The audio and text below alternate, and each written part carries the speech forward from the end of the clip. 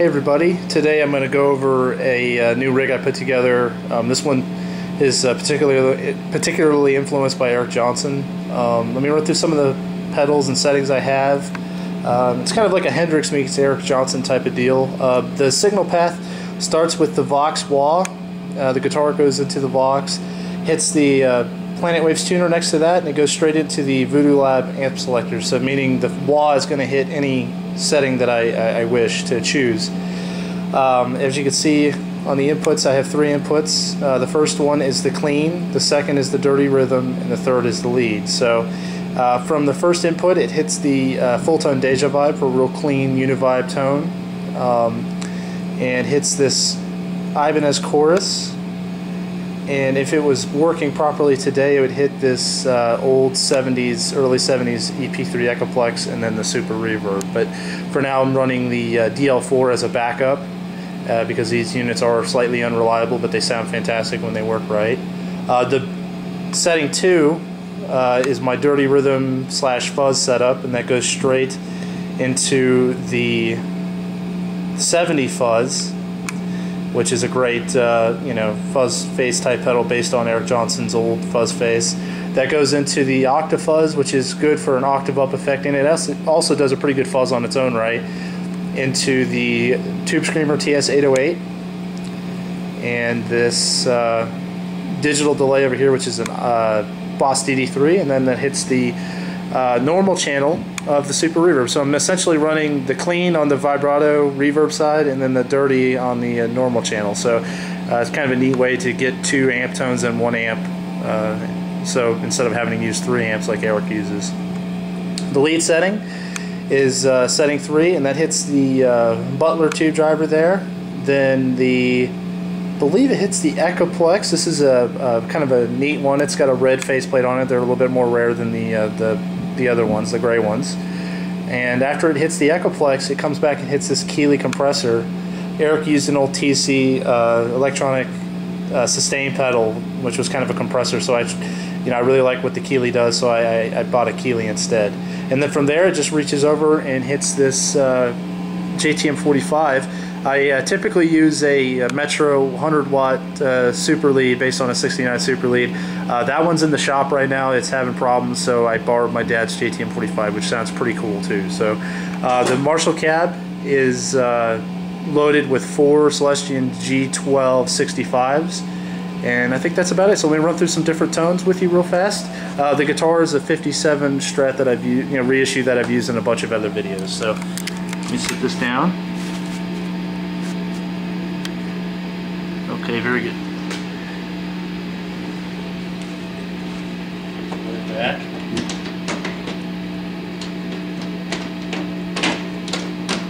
Okay. So setting 1, let's go ahead and run through the clean sound. And it's just a real pretty.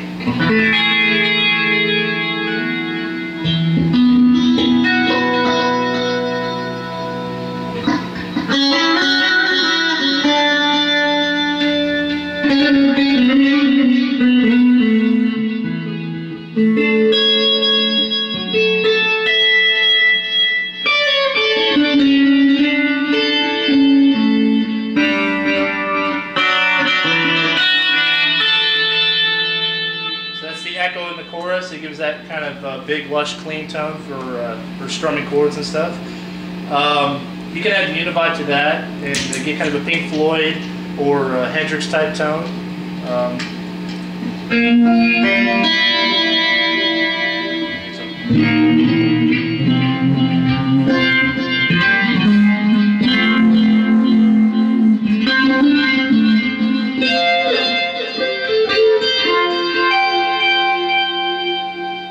Pretty univibe sound.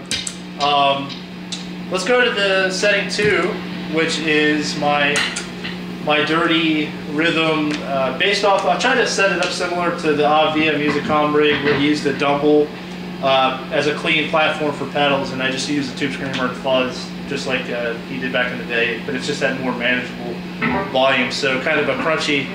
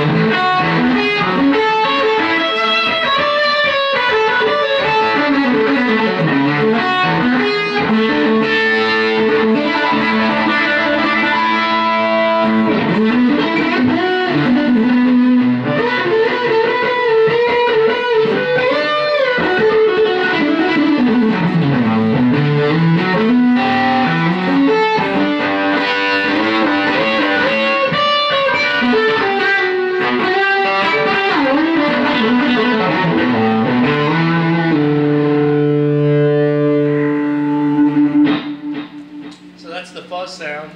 Let me just go ahead and mess around with the octafuzz. It's more of a Hendrix thing than Eric Johnson, but it does that good Band of Gypsies kind of.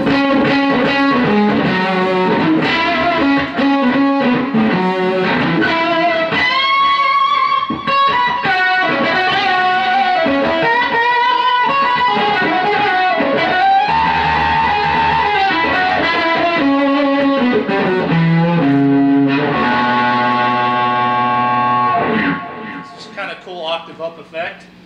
And let's go ahead and go to the lead sound. Again, that's the Butler with the Echoplex and a Keeley conch. It kind of gives the big violin tone.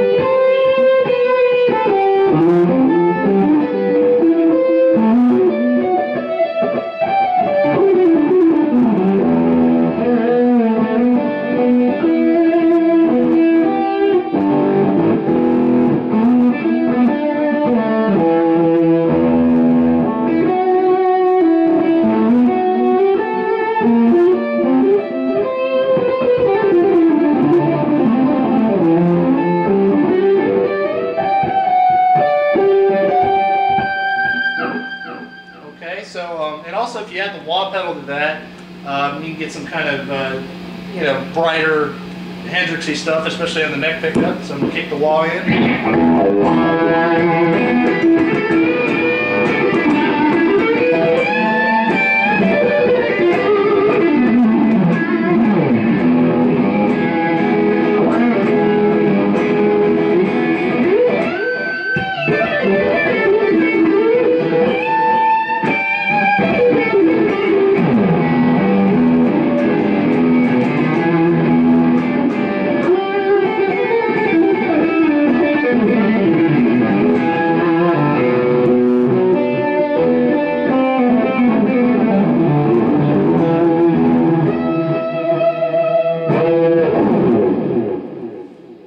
So I hope you enjoyed that. It's my new rig. I'm enjoying it a lot. Hopefully I'll have the Echoplex, the second Echoplex fixed, and my Metro 100 watts, I believe, fixed soon, so I can do a demo of what the full big rig will sound like. But thank you for checking that out, and I hope you enjoyed.